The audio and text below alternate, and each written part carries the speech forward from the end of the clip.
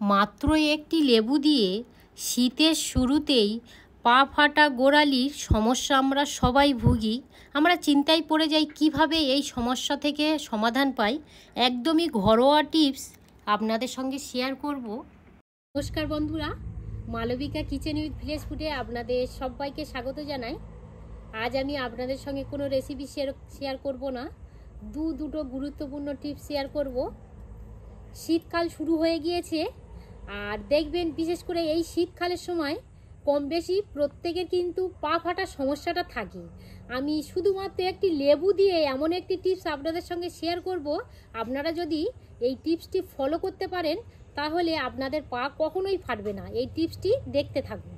এখানে একটা পাতিলেবু নিয়ে নিয়েছি। পাতিলেবুটা প্রথমত কেটে নেব। একটা পাতিলেবু 4 টুকরো করে নিলাম। এই দানাগুলো এবারে ফেলে দিতে হবে। একটা পাত্রের মধ্যে 4 টুকরো পাতিলেবু নিগড়ে রসটা বার করে নেব।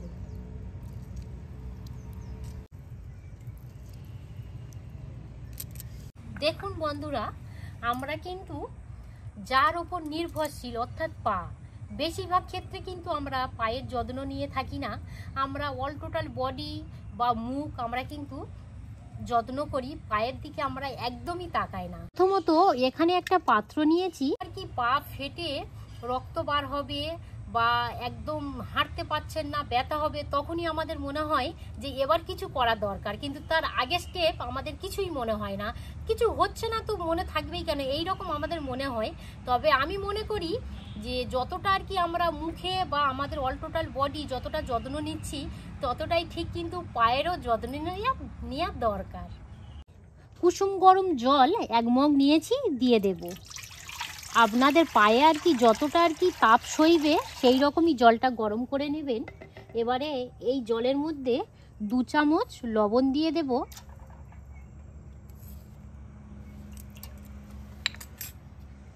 পাতিলেবু যেটা আর কি নিগড়ে নিয়েছিলাম খোসা দিয়ে দেব, আর 1 টুকরো পাতিলেবু দিয়ে দেব। সেই সঙ্গে এখানে একটা ক্লিনিক প্লাস শ্যাম্পু নিয়েছি। আপনারা যে কোনো শ্যাম্পু ব্যবহার করতে পারেন, কোনো অসুবিধা নেই। অল্প করে দিয়ে দেব। আমি এখানে একটা বড় পাত্র নিয়ে নিয়েছি। আপনাদের কাছে যে কোনো গামলি, প্লাস্টিক হোক অ্যালুমিনিয়াম হোক, কোনো ব্যাপার নেই। এবার এইভাবে হাত দিয়ে একটু ঘুলতে দেব। কুসুম গরম জলের মধ্যে 2টো পা দিয়ে কিছুক্ষণ রেখে দেবেন। 2 থেকে 3 মিনিটের মতো রাখলেই হবে। 2 থেকে 3 মিনিট এইভাবে জলের মধ্যে পাটা ডুবিয়ে রাখবেন। তারপরে একটা নরম জালি নেবেন, নিয়ে এই জালিটা সম্পূর্ণ পায়ের মধ্যে ভালো করে এইভাবে ওগড়ে নেবেন। তাতে কি হবে, ফাটা জায়গার মধ্যে বা পায়ের মধ্যে যে কোনো জায়গায় আর কি ধুলো ময়লা বালি যেটা থাকবে সেটা খুব সুন্দরভাবে পরিষ্কার হয়ে যাবে। আর পা পরিষ্কার করার জন্য আর কি একটা মেশিন থাকে, তো সেই মেশিনের নামটা আমি ভুলে গিয়েছি। তো আমরা কিন্তু সাধারণত এই নরম জালি দিয়ে এই কাজটা করে থাকি। আপনারা সেই ব্রাশ দিয়েও করে নিতে পারেন। এই পরিষ্কার জলের মধ্যে 2টো পা আবার ডুবিয়ে দিতে হবে।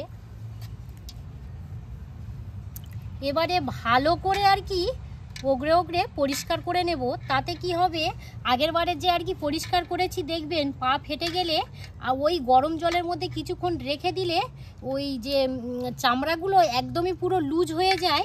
আর ওগড়ানোর সঙ্গে সঙ্গে কিন্তু ওই যে মোড়া খোসগুলো ওগুলো খুব সুন্দরভাবে উঠে যায়। এবার আমি পাটা তুলে নিয়ে ভালো করে মুছে নেব।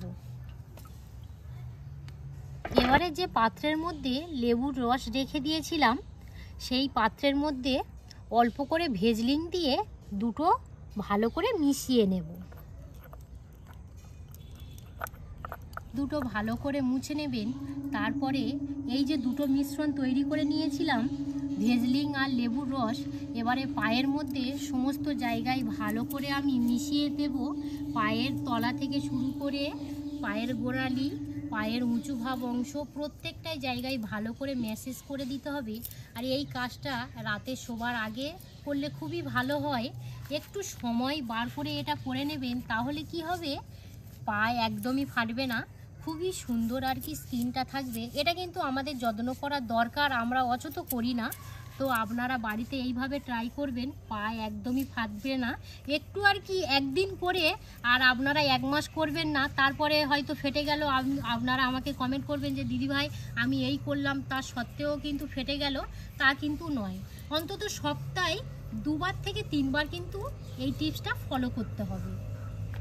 2 নম্বর টিপস হলো, আপনারা রসুনের খোসা ছাড়াতে পারছেন না, অনেকক্ষণ সময় লাগছে বলে অসহ্যকর লাগছে, সেকেন্ডের মধ্যে আপনারা রসুনের খোসাটা ছাড়িয়ে নিতে পারবেন। এই টিপসটি দেখতে থাকুন। তো উনানটা জ্বালিয়ে নিতে হবে। এর মধ্যে একটা কড়া বসিয়ে দেব, কড়ার মধ্যে দিয়ে দেব 2 চামচ লবণ, আরও 1 চামচ দিয়ে দেব, টোটাল 2 চামচ লবণ দিলাম। এবার এই লবণটা একটু নাড়াচাড়া করে গরম করে নেব। লবণটা গরম করে নিয়েছি, এই সময়ে রসুনটা দিয়ে দেব। দিয়ে উনানের জালটা লো টু মিডিয়ামে রেখে কিছুক্ষণ এইভাবে নেড়ে নিতে হবে। এখানে একটা সুতির কাপড় নিয়ে নিয়েছি। এবারে যে রসুন আর লবণটা গরম করে নিয়েছিলাম, খুব কিন্তু গরম করিনি, জাস্ট একটু গরম হয়েছে। এবারে এই সুতির কাপড়ের মধ্যে এইভাবে দিয়ে দিতে হবে। লবণ সবেত কিন্তু এটা ঢালতে হবে।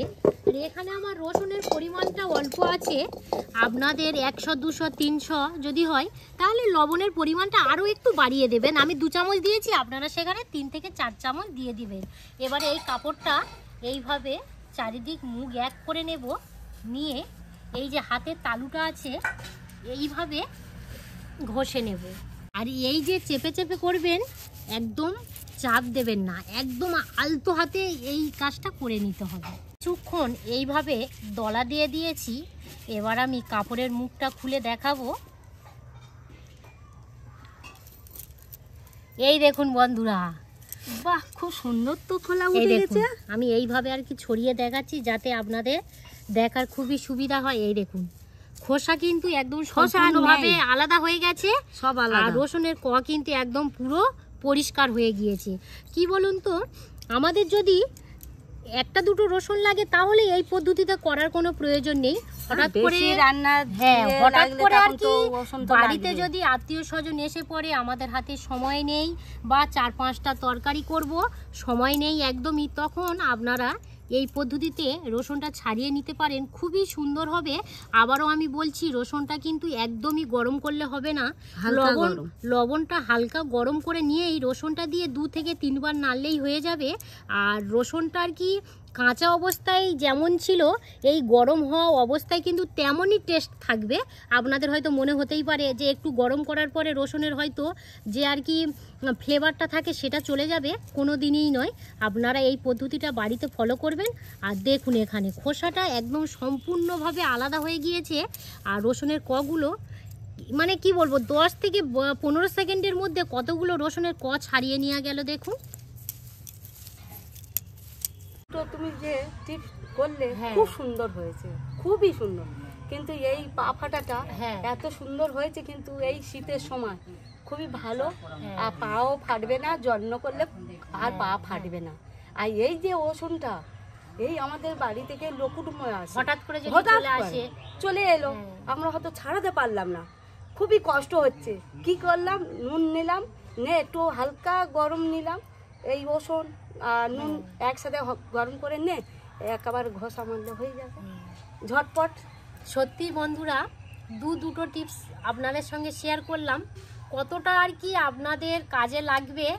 আপনারা বাড়িতে এই কাজটা করে তারপর আমাকে কমেন্ট করবেন।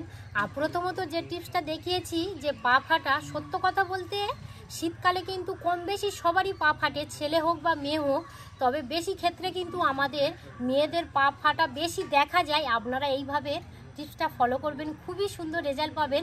আমি বলে দিলাম, সপ্তাহে 2 থেকে 3 বার করতেই হবে, একটু অন্তত সময় হাতে রেখে করতেই হবে। প্রত্যেকটা জিনিস কিন্তু একটু আমাদের সময় বাঁচিয়ে করা দরকার। আর রসুন যেটা আমি দেখালাম, এটাও এই পদ্ধতিতেও করতে পারবেন। হঠাৎ করে আত্মীয় স্বজন বাড়িতে এলো, সেই তো আমাদের এটা সেটা তো করতে উনুন জ্বালতেই হবে, তো একটু লবণ দিয়ে হালকা করে গরম করে নিয়ে একটু দলা মারলেই কিন্তু খুব সুন্দরভাবে খোসা ছাড়িয়ে যাবে। এই দুটো টিপস আপনাদের কেমন লাগলো অবশ্যই কমেন্ট করে জানাবেন। আর যে সকল বন্ধুরা এখনও পর্যন্ত নতুন, প্লিজ চ্যানেলটি সাবস্ক্রাইব করে পাশে থাকবেন। পর্বটা এখানেই শেষ করলাম। আপনারা সবাই সুস্থ থাকবেন, ভালো থাকবেন। এতক্ষণ আমাদের সঙ্গে সময় কাটানোর জন্য আপনাদেরকে অসংখ্য অসংখ্য ধন্যবাদ জানাই।